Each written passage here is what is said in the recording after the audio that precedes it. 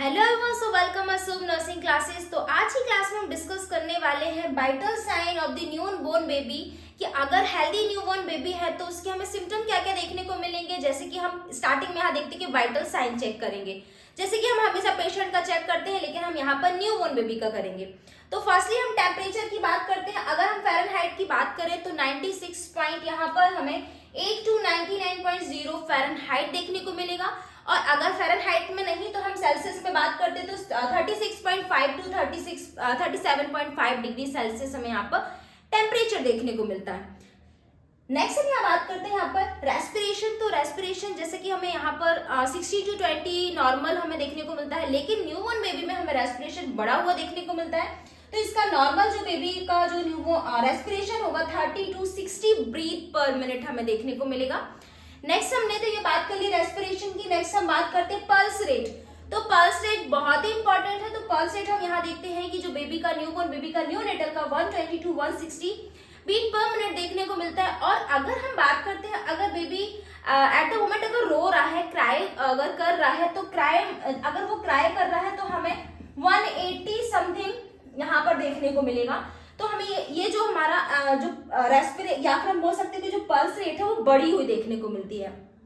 Next हम बात करते हैं यहाँ पर ब्लड प्रेशर की, बीपी की। तो 60/40 mmHg हमें नॉर्मल बेबी का देखने को मिलता है। ये तो बात हो जाती है हमारे वाइटल साइन की।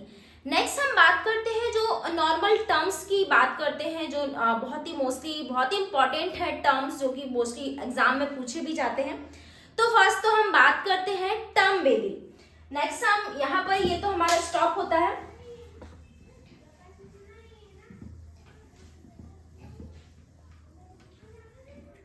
यहाँ हम बात करते हैं टर्म बेबी। टर्म बेबी या फिर टर्म डिलीवरी क्या होता है, तो हम बात करते हैं यहाँ पर टर्म बेबी की। तो टर्म बेबी यहाँ पर हम इसे बोलेंगे जो 37 to 42 वीक में अगर बेबी डिलीवर्ड हो जाता है तो ये हमारे टर्म बेबी में आएगा या फिर टर्म न्यूनेटल के अंदर आएगा।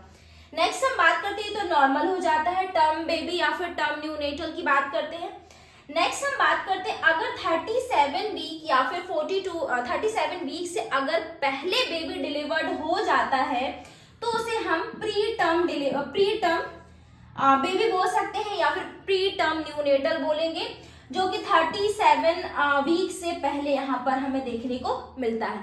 नेक्स्ट हम बात करते हैं पोस्ट टर्म। तो पोस्ट टर्म हम बेबी उसे बोलेंगे कि जो 37 वीक से ज्यादा या फिर 42 वीक से ज्यादा टाइम ले रहा है डिलीवर्ड होने में, तो वो हमारा हो जाता है पोस्ट टर्म बेबी में या फिर पोस्ट टर्म न्यूनेटल में। तो ये बहुत ही इंपॉर्टेंट है। तो टर्म जो हमारा होगा टर्म बेबी या फिर टर्म न्यूनेटल 37 to 42 वीक में जो बेबी डिलीवर्ड हो जा रहा है उसे हम टर्म न्यूनेटल बोलेंगे। नेक्स्ट हम बात करते हैं प्री टर्म बेबी। तो प्री टर्म बेबी हम उसे बोलेंगे जो 37 वीक से मतलब 9 महीने पहले अगर वो डिलीवर्ड हो जाता है तो हमें ये 37 वीक प्री टर्म बेबी कहलाएगा। नेक्स्ट हमने देखा 37 या 42 वीक के बाद अगर बेबी डिलीवर्ड होता है, मतलब 9 मंथ या 10 मंथ से ज्यादा वो ले लेता है डिलीवर्ड होने में, तो वो हमारा पोस्ट टर्म बेबी कहलाएगा। तो ये तो हमारे जस्ट नॉर्मली टर्म की बात हो जाती है। अब हम बात करते हैं यहाँ पर अगर प्री टर्म बेबी है, प्री टर्म बेबी अगर हो जाता है 37 वीक्स पहले हो जाता है तो हमें लो बर्थ वेट देखने को मिलेगा। बेबी का हमें लो बर्थ वेट देखने को मिलेगा। तो लो बर्थ वेट हम यहाँ पर बात करते हैं, ये भी हमारे टर्म में आता है। तो लो बर्थ वेट हम किसे बोलेंगे? लो बर्थ वेट जैसे कि हम बात की थी हमने कि नॉर्मल बेबी का वेट कितना होता है 2.5 to 3 kg होता है। यहाँ पर हमें नॉर्मल वेट हमें 2.5 से 3 kg देखने को मिलता है, लेकिन हम यहाँ पर लो बर्थ वेट में देखेंगे कि 2.5 kg से भी कम देखने को मिलेगा।